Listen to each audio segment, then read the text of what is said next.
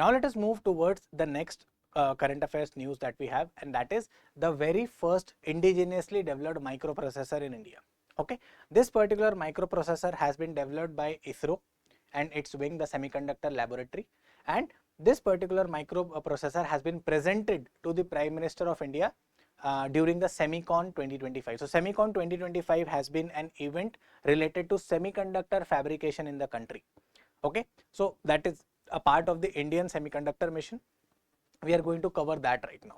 But before we go there, try to answer this question after pausing the video. Okay, test your knowledge. What exactly is your, you can say, knowledge about this particular question. So please do pause it and then comment what exactly is the answer for you. Okay, read the questions very, very carefully. That will be my advice to all of you all the time. Okay, now this is the second question that I would want you to read and subsequently also answer this question as well.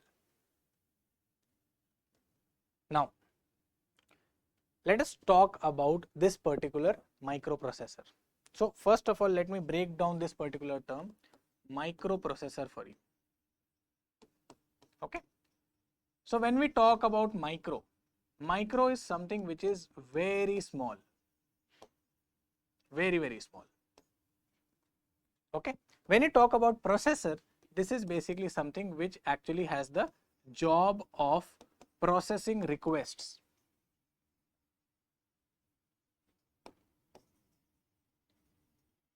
Okay, so if in one word I have to tell you what exactly is a microprocessor, so a microprocessor is actually a CPU, a central processing unit in a chip.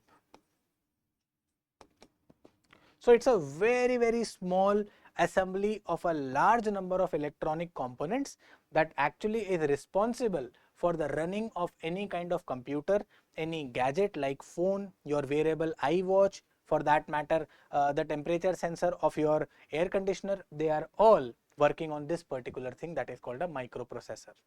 Okay, so microprocessor informally can also be called the brains of a gadget.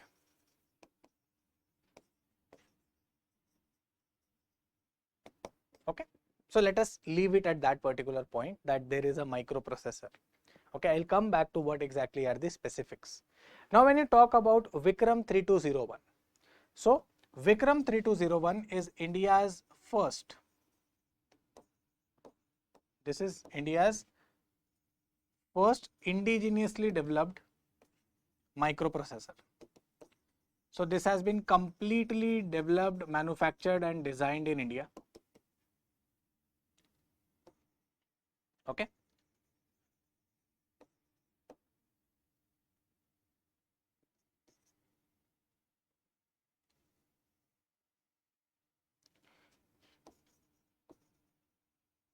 microprocessor. Okay, now when you talk about the Vikram 3201, okay, it is a 32-bit microprocessor built by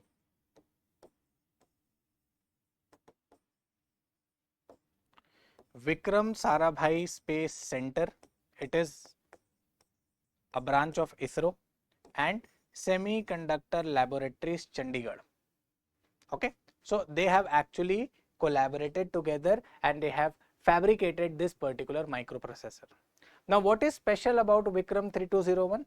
This is basically tested to perform in temperature range of -55 degrees centigrade to 125 degrees centigrade. Okay, so it can perform very well within the range of -55 degrees Celsius to 125 degrees Celsius, and that is why Vikram 3201 is something which is suitable for launch vehicle applications. So launch vehicles are basically those vehicles or those rockets that actually help us to launch satellites to the space. Okay, so they actually are the ones which are suitable for launch vehicle applications.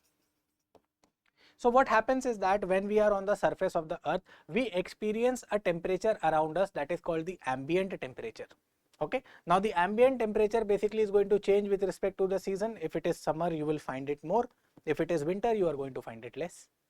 But the point is that as you move above, as you go above the surface of the earth, you rise up. So what happens is that the temperature goes on decreasing continuously. Okay, so this is something that you experience with respect to any of the mountain ranges as well. Whenever it is very hot in the summertime, all of us would want to go towards the Himalayas. We are attracted towards the destinations like Mussoorie, Shimla, okay, Ladakh and things like those. Why? Because there the temperatures are less. You would still find cold. Why? Because they are at high altitude, and at high altitude the density of air is very less. So it basically means that the heat transfer that actually happens from one molecule to the other molecule of air is something which is very low, and subsequently the temperatures are low. Okay, so in that particular scenario, what happens is that as you move up, just imagine that you are scaling the Mount Everest. So the Mount Everest, the top of the Mount Everest is always frozen. So what do you understand? That about 8 kilometers from the height, from the surface or from the mean sea level, you find that there the temperature is permanently below 0 degrees Celsius throughout the year. That is why it is frozen. Okay, now imagine that you have to go above it. So what do we find? That there is a significant drop of temperature as we scale up the height. This is something which is called as lapse rate.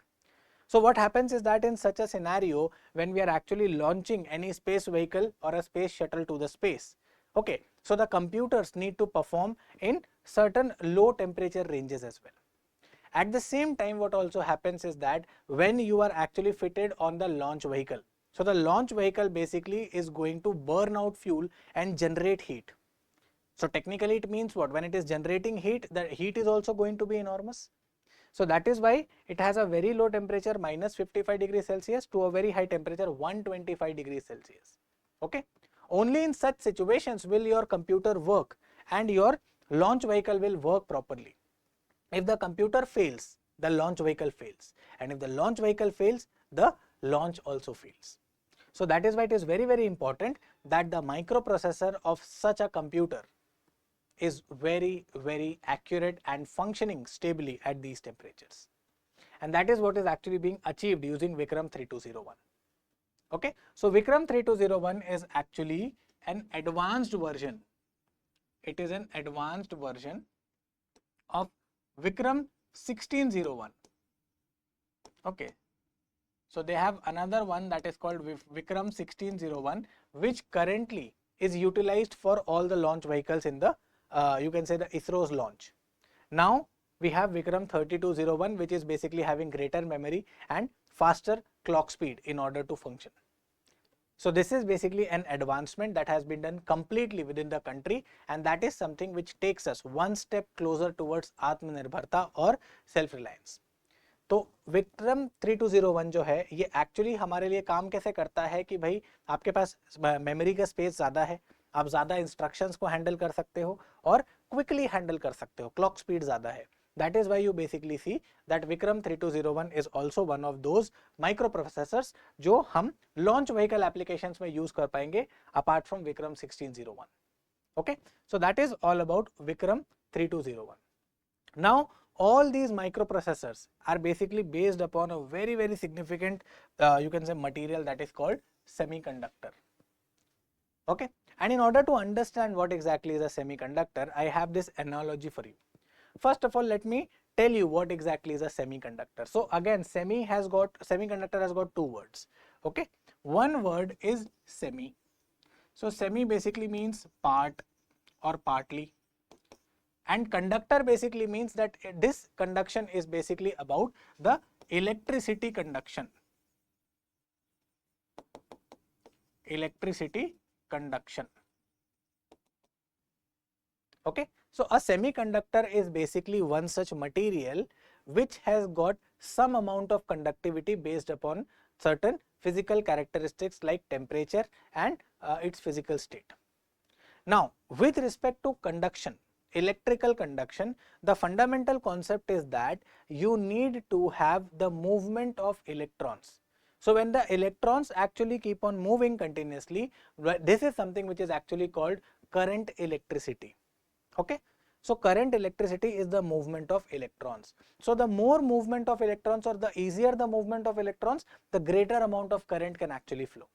So when we talk about the materials that are actually present in the world, we categorize them in three forms: conductors, semiconductors, insulators. So with respect to conductors, these are usually metals. So in metals, what happens is that the electrons are someone which can be easily taken out from the nucleus, and subsequently they can be removed very easily. Okay. So that is something which is said that metals allow for easier conduction of electricity. They do not offer a lot of resistance for the flow of the electrons. Okay. Now we have insulators. So insulators are basically such materials which do not allow electricity to flow. For example, rubber. Okay. So what happens is that if basically electricity gets inside rubber, it will stay there. Okay, I am not saying it will get neutralized, I am saying it will stay there, it will not cross the entire body of the rubber. Okay, now this is the difference. There is something called electricity, there is something called electrostatic charge. Okay, so in the winters, when you actually pull out your cardigan or your pullover from your body, and suddenly you actually grab hold of a metal faucet or a metal doorknob, so what basically happens is that you find a kind of shock. Or when you're removing that particular you can say jacket or a woolen cloth from your body, you find kinking sounds. Okay, there is a crackling sound that comes from your body. Now that is static electricity. What happens is that your body is actually in contact with this material all the time. So when it is in contact with this material all the time, when you remove it, there is a friction, there is a rubbing of the material from your arm. And subsequently what happens is that due to the drier skin in the winters, this is something which turns into some charges. The same thing when you basically actually in the childhood days, you might have done that, you might have rubbed a scale on your head, and subsequently then you have tried to pick up some of the pieces of papers. That is static electricity, meaning that electric charge does not travel through the entire scale. Okay. So what happens is that the charge remains there as long as it is not getting dissolved. So the same thing happens with the rubber as well. So that is called electrostatic charge. So static matlab रुका रहना, electro comes from electric, and charge is basically the flow of electrons. तो जब आपके electrons किसी material के ऊपर से बह नहीं सकते, फ्लो नहीं कर सकते, मूव नहीं कर सकते, उसको इलेक्ट्रोस्टैटिक चार्ज बोलते हैं, और वो इंसुलेटर्स हैं. When you talk about current electricity, तो current electricity के लिए electrons का free movement important है, and that is something which is done using metals. अब इन दोनों के बीच में there is a category of material that is called semiconductor. ना वो पूरी तरीके से कंडक्टर है, ना वो पूरी तरीके से इंसुलेटर है. So this is basically a material which offers conductivity, okay, better than the insulators but less than the metals itself. So in order to understand this, we need to have an analogy. So imagine this particular traffic street. This is basically a scene from Trichy. Okay, you have three different lanes. Now tell me, if you basically want to go, okay, from one place to other, what kind of lane would you prefer? Would you prefer this one, the first one, or the last one that is towards me? So anyone would want that they go or they travel via such lanes. Why? Because there is less amount of traffic, there is easy maneuverability of vehicles, and you can be having greater speed. None of us would want to be stuck here. Okay, and we are forced to have this kind of situation more often than usual. Okay, because whenever the traffic is regulated. Now this particular situation where there is least amount of traffic, you can go very fast. This is something which is the situation with metals. Okay, now the traffic density actually is the resistance to the flow of your car. Okay, so that is metals. Now in this particular scenario, there is resistance, but the resistance is still something which is manageable. You can still be moving. Okay, you are still moving. So this is something which is semiconductor. But when you talk about this central part, none of the vehicle can move. Doesn't matter you are in a two-wheeler, you are in a four-wheeler, none of the vehicles are going to move. This is something which is the situation of insulators. Okay, so this is insulators. I hope now you get the idea. So in insulator, there is absolutely no movement of the electron. It will remain there. Okay, Here there will be rapid movement, here the movement will be damped, but still it will be moving. Okay. Now in technical terms, when we explain this, so what happens is that there is something called energy. Okay. Now whenever the electrons actually absorb this energy, they get excited, they absorb this energy and they have more energy. So when they have more energy, they jump their orbits. Okay. So this happens in all the materials. Whenever you are going to heat them, you are going to find that absorbs heat, and subsequently what do you find in the physical phenomenon? You are going to find it expanding. Most of the things, when they absorb heat, they expand. When you talk about the atomic level, whenever you are giving heat or energy to a particular substance, the electrons get excited. So when you say that expansion actually happens of anything that gets heated up, that is basically the electrons vibrating very vigorously. So when these electrons vibrate very vigorously, they vibrate the atom as a whole, and subsequently the heat gets transferred. Okay. So subsequently what we see, that with respect to the electrons, in order for them to be moving from one orbit to the other, there is an energy that is required to be absorbed. Okay. So subsequently what happens is that when you talk about the atom, so atom basically is a collection of protons, neutrons and electrons. Okay. So in the most simplest of the depiction, if I have to tell you, there is a nucleus. Okay, there is a nucleus. Now this nucleus has got protons and it has got neutrons. Okay, I am just giving you a rudimentary definition here. This is positively charged and this is neutral. Okay, and this basically is the nucleus of an atom. Okay, and in the most simplest of the imaginations that was given by Niels Bohr, so what happened was that it is imagined that the electrons go round and round around this particular nucleus. Okay, so there are electrons that are traversing rounds. Okay, in this particular regard. So now what happens is that these electrons are basically the one which are negatively charged. Okay, they are negatively charged. So what happens when the atom absorbs energy? These electrons jump their orbits. Okay, so when they jump their orbit, so what happens is that they eventually may get free from the atom, and once they get free from the atom, they become a free electron, and when a free electron travels, that is electricity.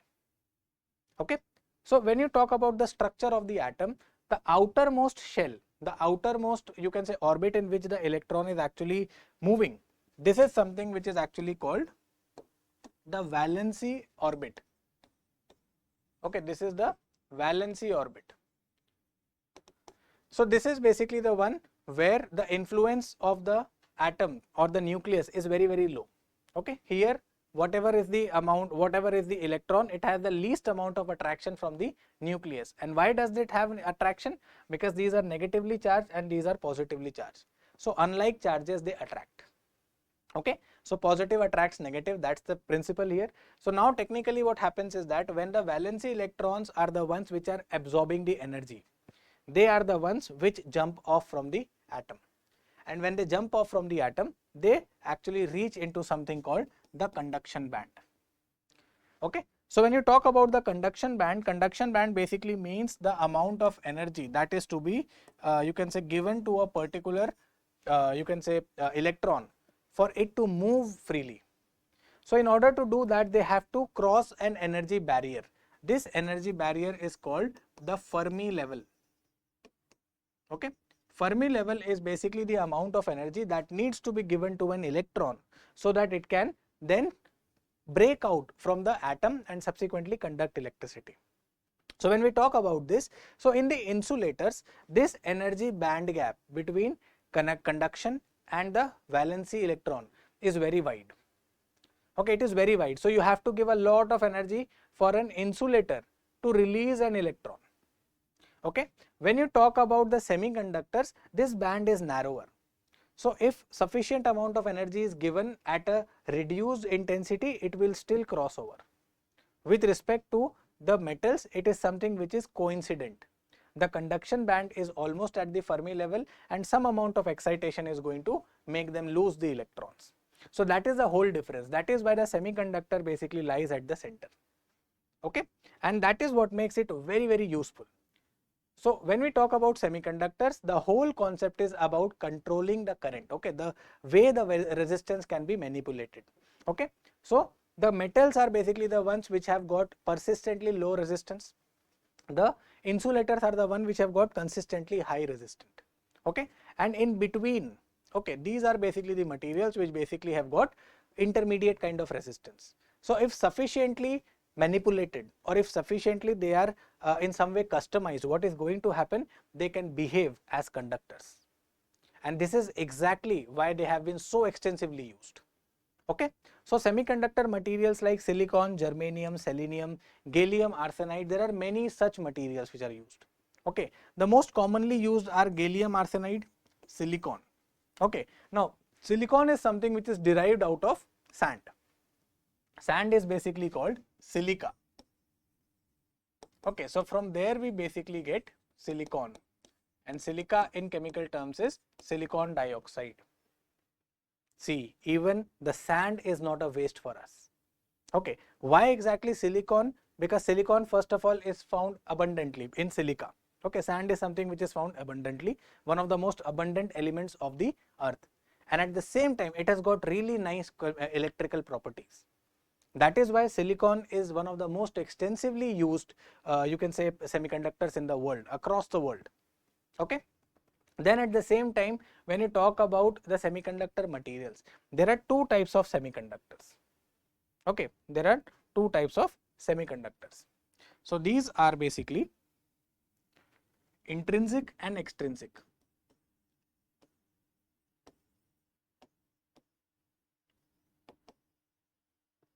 So intrinsic basically means that they are by default semiconductors. Intrinsic are pure semiconductors. They do not require any kind of manipulation to behave as a semiconductor. Then there are extrinsic semiconductors. Okay, so they basically require artificial addition of impurity to behave as a semiconductor.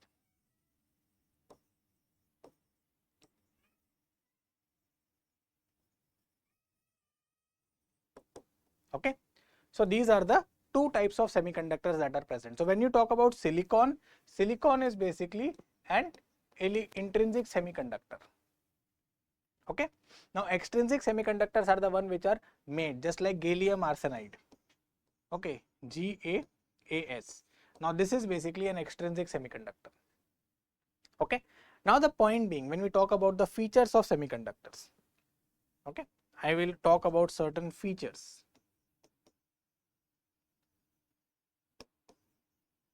Features of semiconductors. We are only going to discuss the most rudimentary ones, so don't worry about it. Okay, the first feature of semiconductor, they have intermediate conductivity or intermediate resistance. So it means that under normal circumstances, they will be offering more resistance to current than a conductor. Okay, so under normal circumstances, the conductivity of a conductor is going to be greater than the semiconductors. That's the first thing. The second thing, impurities can significantly enhance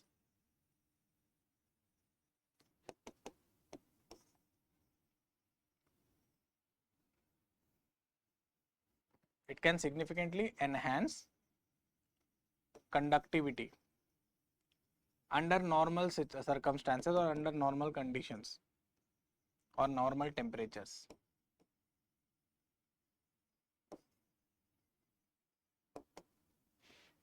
Okay, the third thing that we basically have with respect to the semiconductors that we have to understand is that here there could be precise control of the flow of current can be achieved.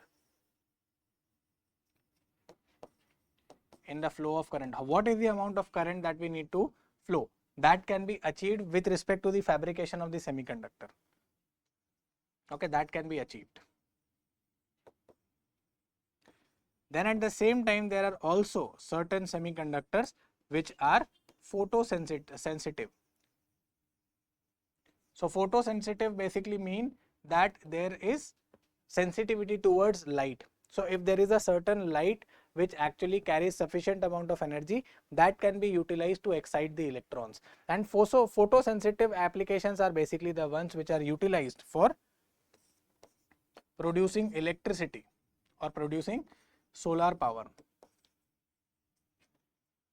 Okay, some of the most desirable characteristics with respect to the semiconductors are these. Okay, so that is why they are enormously used because you can control the amount of current that is flowing, you can enhance the amount of current that can be flowing, you can at the same time make them photosensitive as well. Okay, so that is why they are actually seen in a lot of different applications like light emitting diode LED. You can be talking about transistors, they are basically a kind of semiconductor. Okay, then you basically have got simple diodes. Okay, they are all basically semiconductors. Okay, now going to doping. Now what happens is that in order to enhance this electrical conductivity, we basically introduce some kind of impurity in a particular semiconductor, and that process is called doping. So doping is basically deliberate introduction. Okay, this is the deliberate introduction of an impurity.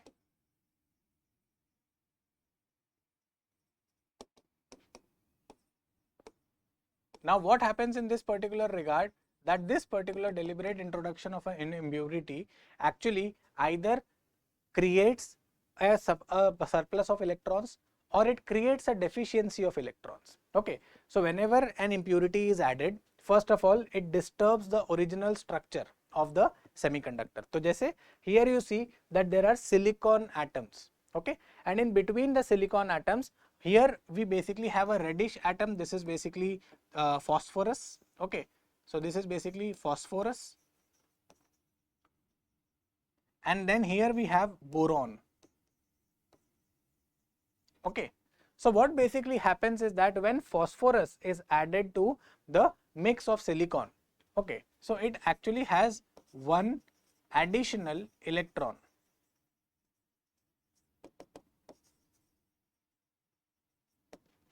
Okay, and when you talk about boron, so boron has got one deficient space. So basically what happens is that these materials, they basically bond together using covalent bonds. Covalent bonds basically mean that two atoms, they share their electrons with each other.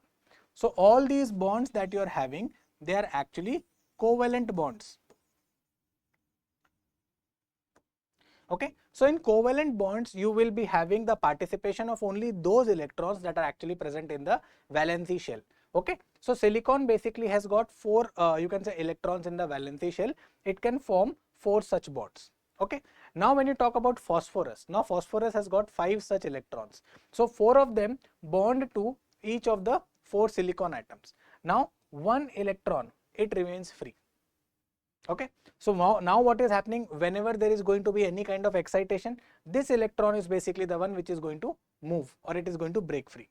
Okay, subsequently in the other case, what happens is that when you talk about boron being mixed into silicon, so in this particular case what happens, boron has got 3 electrons in its valency shell, so it bonds with 3 silicon atoms, but one of the silicon atoms now has got no you can say electron left for pairing.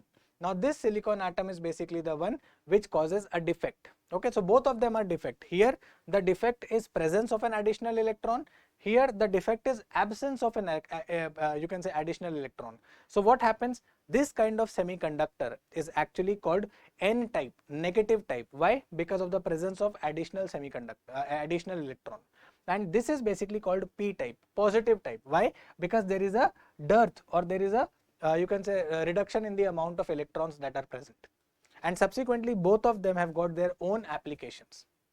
Okay, so this is basically doping. So in doping, what has happened, in a you can say structure of silicon, there is an addition of phosphorus, that is an impurity. Okay, because the pure crystal is silicon and in that you have actually added an impurity. So this process is something which takes place in a you can say in a process that is called as fabrication. This is something which happens in fabrication. So in fabrication, what basically happens is that a crystal of silicon is sliced into very small wafer like particles. Okay, what exactly is wafer? So you imagine the wafer that way, that actually comes like Perk, Munch or any kind of wafer that you might have eaten. So they are very you can say thin slices of crunchy bread and they have jam or some kind of filling in between them. So it is a similar thing. Those small you can say thin layers are basically called wafers. Okay, now upon these wafers, these you can say impurities are the ones which are actually introduced, and upon introducing these impurities, what happens is that it actually creates the dearth or deficiency.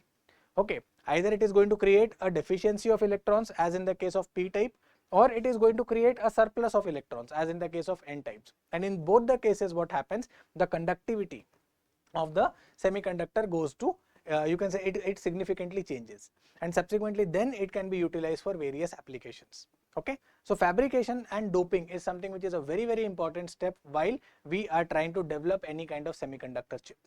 Okay, so this is a very intense kind of technology. Now when you talk about the global scenario with respect to the semiconductor production, so there are certain leaders in the world. The first semiconductor was actually introduced in 1971. Okay, in 1971, the first semiconductor commercially available was developed by Intel. Okay, and it was called Intel 4004. 4004. This was basically the first commercially available semiconductor. Okay, and this was basically the first commercially available microprocessor. Okay, so what basically happens is that these semiconductor chips are then integrated with a lot of transistors, resistors and diode in order to make microprocessors. Okay, so that is why Intel, being one of the leading organizations of making such microprocessors, is also the one which makes most of the you can say CPU cores. You might have learnt about i3, i4, i7. These are basically cores. They are actually microprocessors that are actually developed by Intel. You might have read about AMD Radeon. That is also you can say Ryzen R5, R7. They are basically all microprocessors. Okay, so the first such one was made in 1971. So there are certain major manufacturers of semiconductors as well as microprocessors like AMD, Intel, Qualcomm and Apple. So anyone who uses Apple, you might be knowing that they basically have different chip. They call it A14, A13, A15 bionic chip.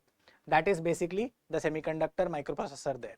Intel i3, i5, i7, they are Intel microprocessors. With respect to AMD, Ryzen series is microprocessors. Okay, now they are not the only ones in the world.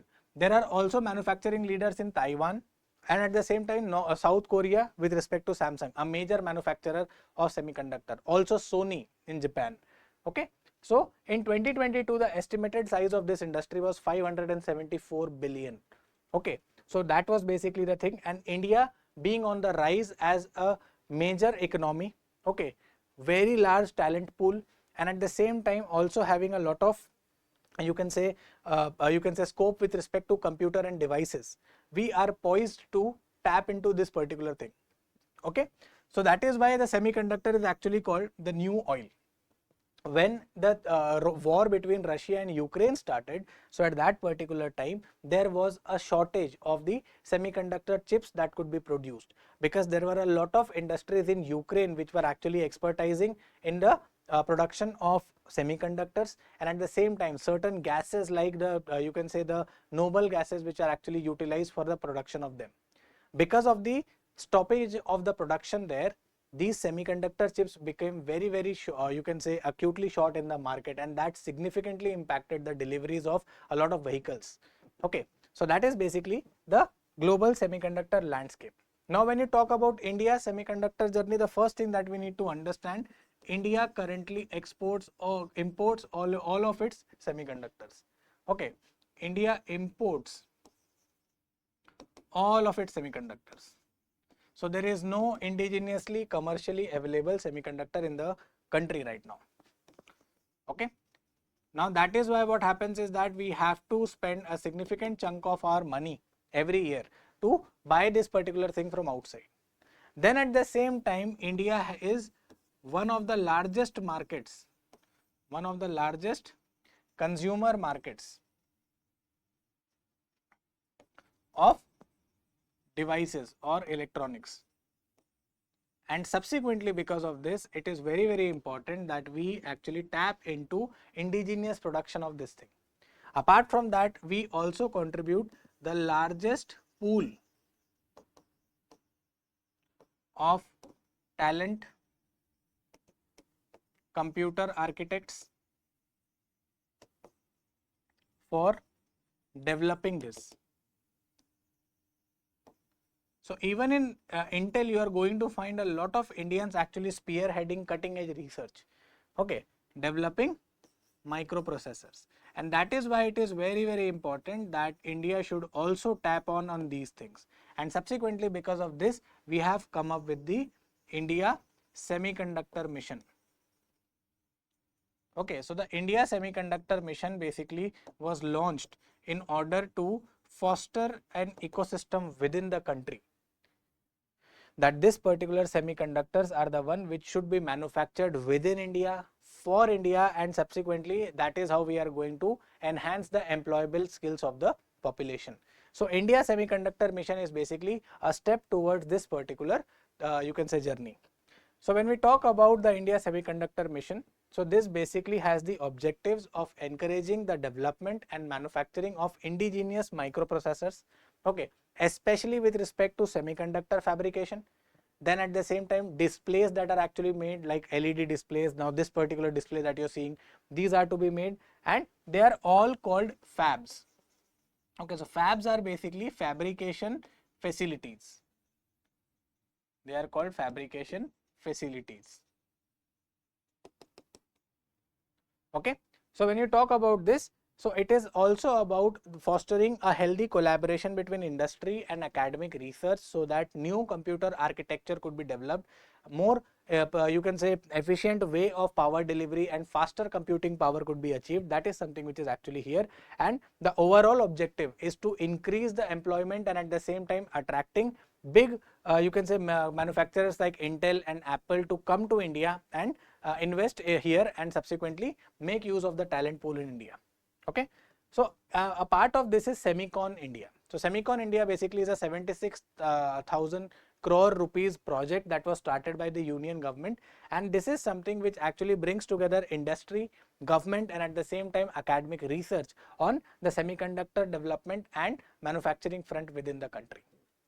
Okay, so this basically is one of the ways in which the you can say the fabrication units of semiconductors, displays, and subsequently microprocessors are basically the one which are provided incentives for establishing their facilities in India, manufacturing in India, and subsequently enjoying the tax exemptions. So that is basically what is actually displayed in the Semicon India. Okay, now going to the questions. So, acha, before we end with these questions, I should also be telling you what exactly are the applications with respect to semiconductors. So, semiconductor applications are enormous, starting from radio to your iWatch, smartwatch. They are all semiconductors. They all have got some kind of microprocessor, and subsequently whatever thing has a sensor, that has got a microprocessor, and whatever has got a microprocessor, that has got a semiconductor. So, electric vehicles, electronic control chips or electronic control units of luxury vehicles, okay, advanced drive assist that you actually see in most of the vehicles, they are all semiconductor based. Okay, sensor of your air conditioner, running of your computer, a laptop, gadget, all these things are semiconductors. Photovoltaic cells are semiconductors. Okay, now going to this question, consider the following statements about semiconductors. These are substances that have greater resistivity than conductors in normal temperatures. Their electrical resistance decreases with increase in temperature. Flow of electric current can be controlled in such devices. How many of the above statements is or are correct? So the first one, the substances have greater resistivity than conductors in normal temperatures. This is absolutely correct. This is the reverse of what we have been seeing, that they have intermediate conduction between conductor and insulator. So here the resistivity is greater than the conductors in the normal temperature. So if you want to reduce this resistivity, you have to introduce impurities, that is doping. Okay. Electrical resistance decreases with increase in temperature. Now this is exactly what distinguishes the semiconductors from conductors. The conductors see a decline in their conductivity with increase in temperature, but a semiconductor actually sees the reverse. In the semiconductors, as the temperature increases, so does the chemical electrical conductivity as well. Why? Because there are surplus number of electrons to be transferred because of the impurities. So that is one of the biggest differentiator between the semiconductor and conductor. Flow of electric current can be controlled in such devices. All of the three are correct.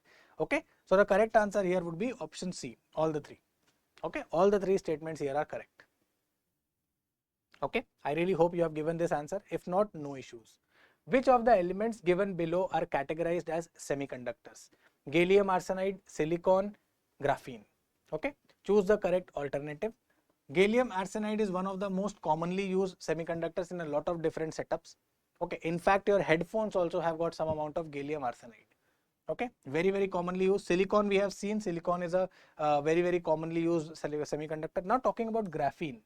Graphene is also a very important semiconductor, and it is hoped that once we actually are able to develop graphene based microprocessors, they will be the fastest microprocessors of the current computers. Okay, because graphene is actually a very thin two-dimensional setup, or you can say lattice of carbon.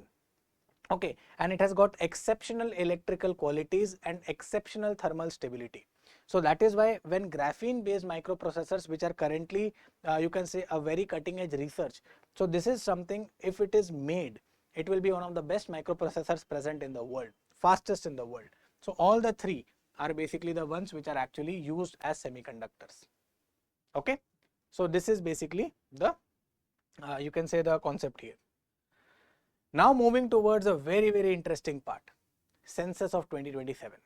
Okay, so recently the Registrar General of India actually sent a note to the Ministry of Finance that they would require about 14,000 crores for conducting the entire census exercise that is scheduled for 2027. So let us discuss what exactly is a census.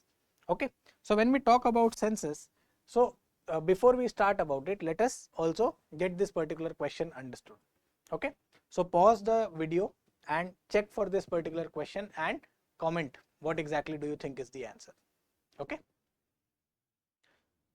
so now let's move on to the next one. This is the second question. So again, pause your video, try to answer this and comment. When we talk about census, so census is basically a systematic collection of data of all the people ordinarily residing in the country. Okay, so what did I say? I say systematic collection of data.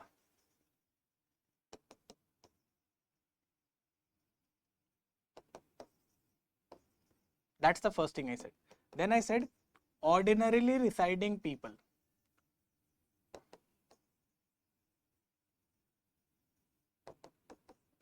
And where? Within the country. So when I talk about systematic collection of data, it basically means that there will be a legal arrangement. Okay, that there is some kind of law that actually governs this collection of data, because collection of your data will be a breach of privacy without your consent. So there should be a legal arrangement, a law for this. At the same time, it should be done by authentic officials. You are not going to disclose your details to any person without credentials. That is the second thing. The third thing that you would want to do is basically to ensure there is simultaneous collection of data throughout the country.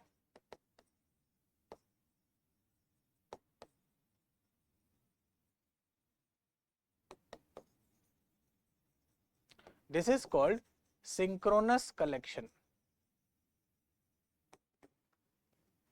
Okay, so that is what I mean by systematic. that there will be a protocol, there will be a complete design how exactly data is going to be created and data is going to be collected, and this is something which will be backed by a law. Okay, now this particular law is actually called the Census Act. We'll talk about it.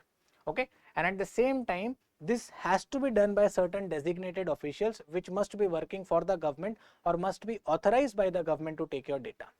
Okay, and at the same time they should also be the one who should be collecting it from all the states and union territories of India at the same time. Okay, so that is synchronicity. Now coming to ordinarily residing people. Ordinarily residing people basically means those individuals who have been living in the country for the past at least 1 year as a civilian. Okay, you are not having any kind of military, espionage, diplomatic background. You are not a spy. You are not a military personnel of some other country. You are not a diplomatic employee of any particular, you can say, embassy. Okay, you are a person who resides in India in a civil capacity. So such people are called ordinarily residing people. So that is why this is not a count of only the citizens. This is a count of all the residents in India. Okay, so every single individual who may be working in India right now, who may be studying in India right now but not a citizen of India, they will also be called, they will also be counted in the census. Okay, now from the census data collection there is something called the National Register of Citizens, NRC. Okay, from where you actually count only those individuals who are the citizens of India, and the others are basically the one who are identified as foreigners. Okay, but census is basically about population, and population includes all. So that is why all the people here are basically going to be a part of the, you can say, the population. Okay, so that is the basic definition of census. Okay, now when you talk about census of 2027, so it is basically to be conducted in 2 phases. Okay, it will be conducted in 2 phases. The first phase will have the reference date. I'll write it as phase 1. Okay, phase 1, the reference date will be, the reference date is October 1, 2026. Now this is going to be for snowbound regions. Snowbound regions of Jammu Kashmir, Ladakh, Himachal Pradesh, Uttarakhand. Okay, now these are the official, you can say, number plate registration codes, HP and UK. So that is for Himachal Pradesh and Uttarakhand. JK is for Jammu Kashmir. Okay, so for them the census will start from October 1, 2026, because in the winter time, because of the snow, the you can say the regions get blocked. So that is why there the dates have been advanced. Now the second phase would be for the rest of the country, and the reference date would be March 1.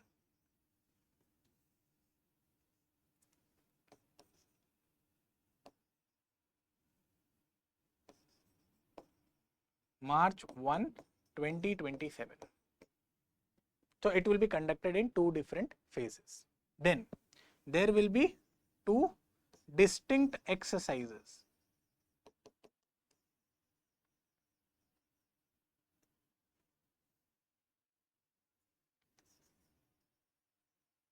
Okay, the first one will be called house listing. The second one is going to be called enumeration. So in the house listing, all the dwelling units where people live, they are the ones which are going to be first of all identified and counted. So under house listing, this will be the time when all the houses will be geotagged, meaning that wherever people reside permanently as a property or as a dwelling unit, that will be identified as a house, and it will be assigned a latitude and longitude coordinate. Okay, so it basically means that all the residential places throughout the country will be mapped out. Now this is going to be enormously helpful for delivering things to your place exactly. Okay, because now you will be attached with a particular latitude and longitude. Okay, now the second thing, enumeration. Now this is the counting. of heads or individuals.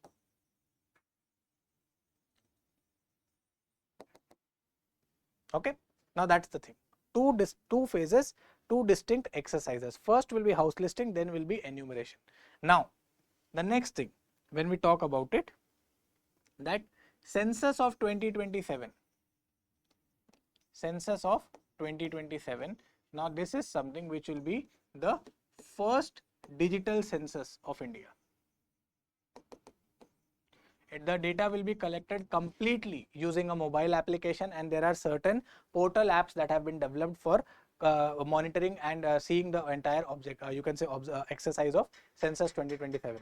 The next thing that we basically have with respect to the census 2027 is that this will be the first time that the data of all communities and castes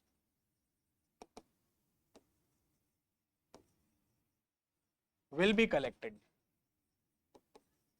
Till now, what used to happen was that at this particular time, only the data for scheduled caste and scheduled tribe populations was collected. Okay, now data of all the communities and castes is going to be collected, since for the first time, okay, for the first time since independence. That's the next thing. Then at the same time, we have the next part, that apart from this, the next thing is that this would also be the census where we are going to be talking about complete data interpretation and centralized data collection. Okay, so and for the first time geotagging would be done. Okay, that's the next thing that we have with respect to census of 2027. Apart from that, when we talk about this particular census, we also get to understand that this particular exercise is going to be the 8th census since independence. And at the same time 16th overall. Okay, so this will be the 16th census that will be conducted for the entire country, but 8th since the independence. Okay, then at the same time it is expected to be completed by 2029.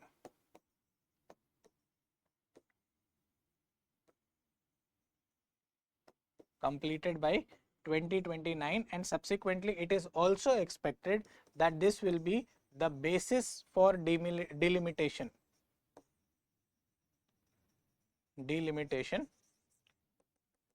of electoral constituencies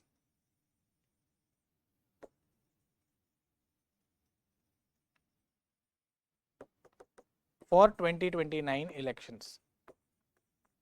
Now, a lot of things. Okay, first of all, when I talk about census, the first synchronized census of India began in 1881. Okay, so I will write that down. I have just told you what exactly is a synchronized census. Okay, first ever census, this was done in 1871. First synchronized census,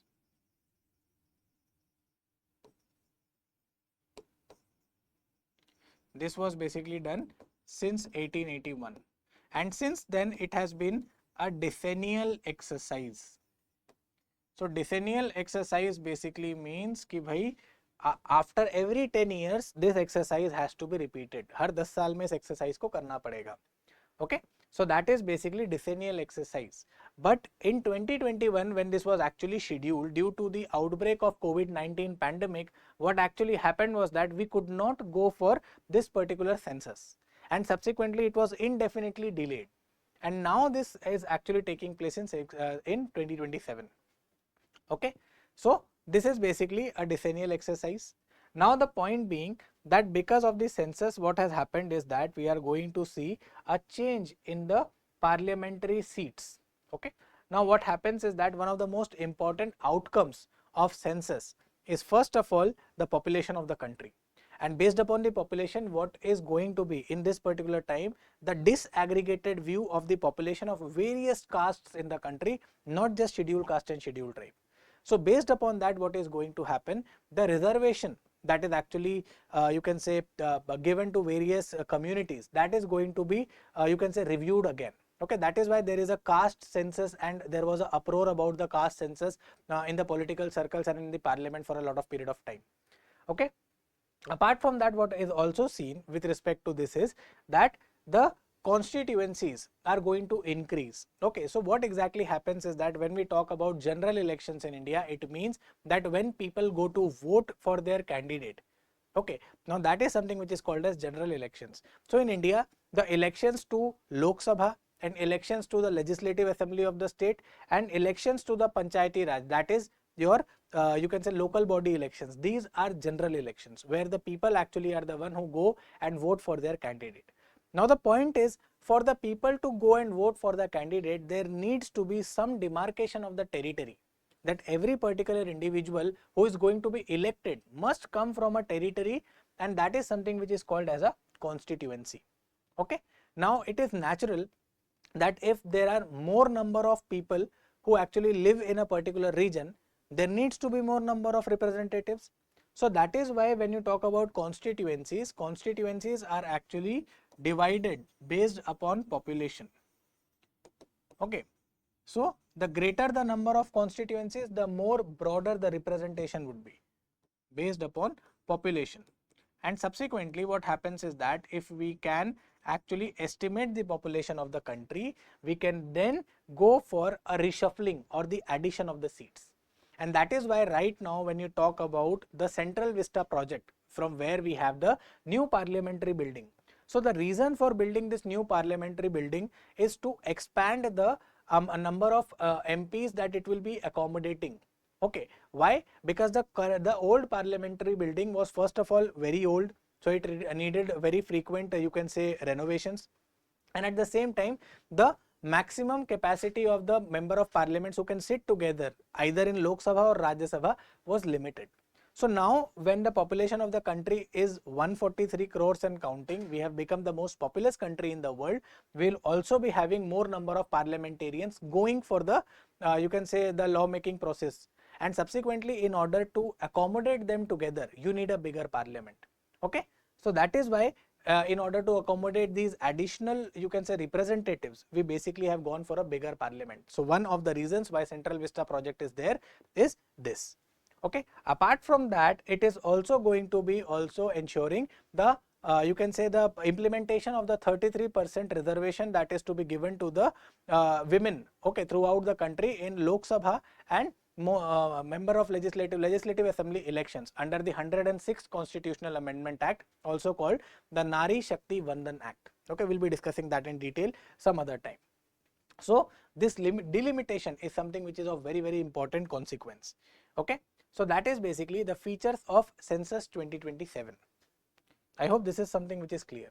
Now when we talk about the importance of the census, one of the importance we have just discussed is basically delimitation. So it is basically the source of data on population for policy making. Okay, that's the first thing that we have. Then the next thing that we have is basically the very important part, and that is the data on human settlements.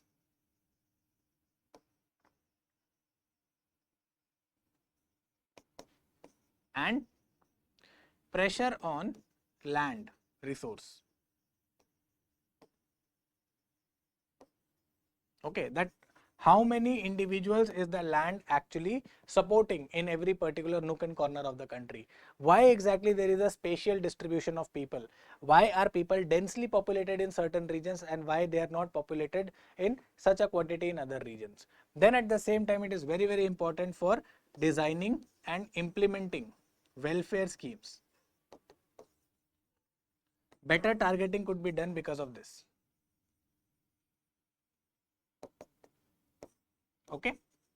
Then finally what we have seen as one of the most important aspects is delimitation of constituencies. So the act of drawing these territorial boundaries with respect to election, that is called delimitation. So delimitation of constituencies, that is the final one.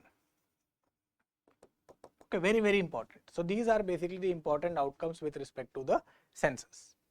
Okay. So with all of those individuals who are actually right now trying to find out how exactly are you going to write all of these things together, let me assure you, we have attached the PDF document of this entire thing with respect to the channel description. Okay. So with every video you are going to get a handout and this annotated file so that you can find this, okay, useful for you while making notes and also understanding. So your focus here should be on participating and understanding what exactly are the things. Okay.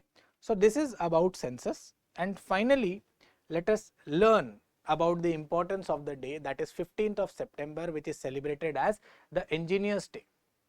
Okay.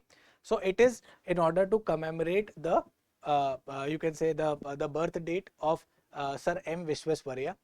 He basically was a distinguished engineer of India. He was a civil engineer, and his birth date September 15th. Okay, September 15th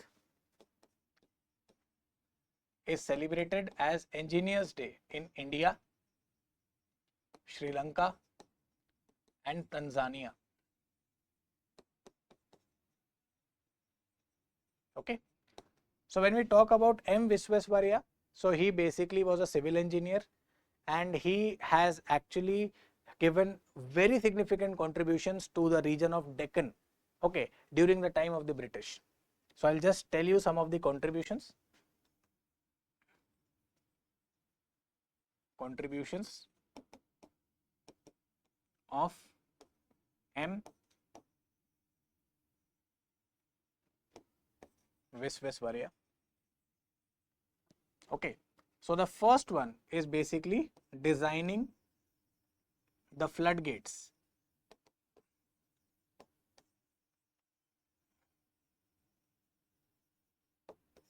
of Khadagwasla Dam.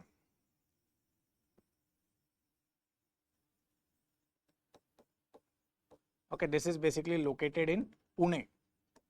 Okay, so he designed and patented the floodgates of Khadagwasla Dam, which allowed this particular dam to raise more, to store more amount of water without damaging the dam. Okay. Then at the same time, he also designed an integrated and intricate irrigation system.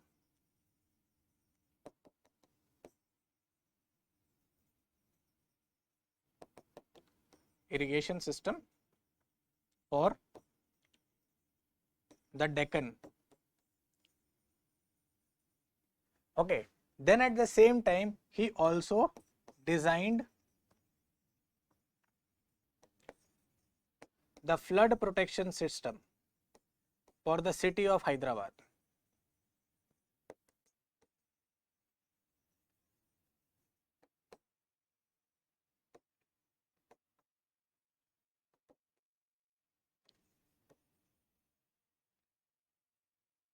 Okay. He was instrumental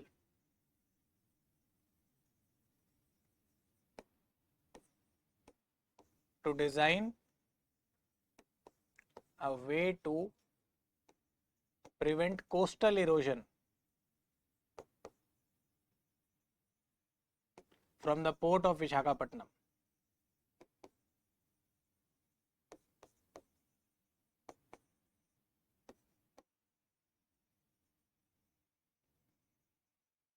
Okay. And finally, his contributions were also the development of irrigation system